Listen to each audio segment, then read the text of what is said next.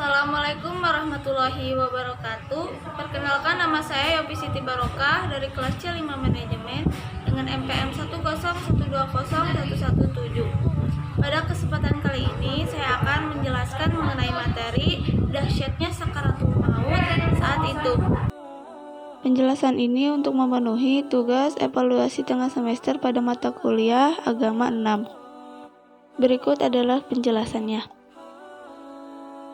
Sakaratul maut adalah ungkapan tentang rasa sakit yang menyerang dasar nyawa atau jiwa dan menjalar ke seluruh bagian nyawa itu sehingga tidak ada satupun dari bagian-bagiannya yang terbebas dari rasa pedih tersebut.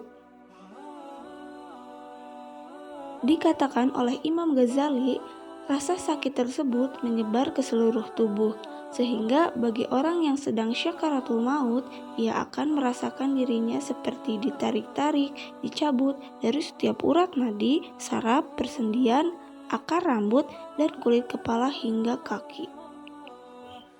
Allah berfirman dalam surat Al-Qaf ayat 19 yang berbunyi, "Wa ja'a syakratul mauti bil haqq dzalika ma kunta minhu takhid." Artinya, dan datanglah syakaratul maut dengan sebenar-benarnya, itulah yang dahulu harus dihindari.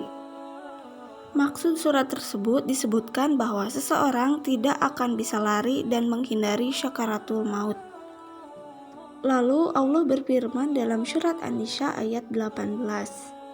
Dan tobat itu tidaklah diterima oleh Allah dari mereka yang melakukan kejahatan hingga apabila datang ajal kepada seseorang di antara mereka.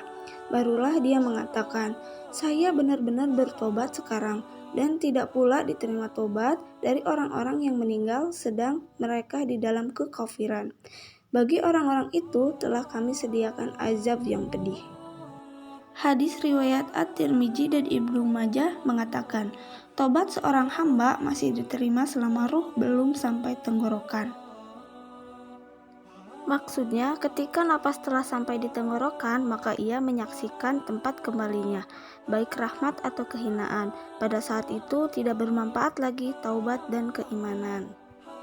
Taubat itu terbuka bagi hamba hingga ia menyaksikan pencabut nyawa atau malaikat maut, yaitu ketika roh telah menyesak di tenggorokannya, ketika telah memutuskan urat jantung, lalu menyesak dari dada hingga tenggorokan. Ketika itulah hamba menyaksikan malaikat maut, dan ketika itulah kematian datang. Camkanlah hal itu.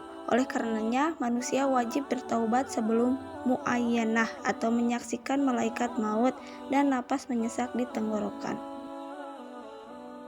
Rasulullah bersabda, kematian mendadak adalah rasa rahmat bagi orang yang beriman dan diri dari orang jahat adalah zalim. Seandainya setetes dari rasa sakit kematian itu diletakkan di atas semua gunung di bumi, niscaya gunung itu akan meleleh. Keadaan yang disukai pada orang yang menjelang ajal. 1. Ketentraman dan ketenangan. 2. Lidah terucap 2 kalimat syahadat. 3. Hatinya punya sangka baik kepada Allah Subhanahu wa Ta'ala. Lidah yang lancar mengucapkan 2 kalimat syahadat itu pertanda yang baik, seperti yang dikemukakan oleh Abu Sa'id Al-Khudri, yaitu tuntutlah kepada orang-orang yang hendak mati dengan kalimat la ilaha illallah. Sesungguhnya kalimat-kalimat tersebut akan menghapus kesalahan-kesalahan sebelumnya.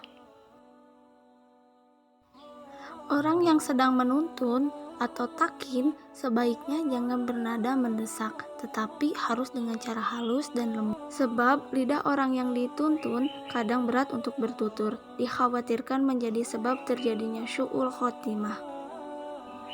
Maksud dari syu'ul khotimah yaitu penutup kehidupan dunia yang buruk, seperti seseorang meninggal dunia dalam keadaan durhaka kepada Allah Subhanahu wa Ta'ala, ataupun orang yang meninggal dalam keadaan melaksanakan maksiat. Tanda-tanda su'ul khotimah: sulit dibimbing mengucapkan zikir atau la ilaha illallah, sering melalaikan perintahnya, suka berbuat zalim terhadap orang, dan melakukan dosa besar. Sekian pemaparan materi dari saya. Mohon maaf bila banyak kesalahan. Wassalamualaikum warahmatullahi wabarakatuh.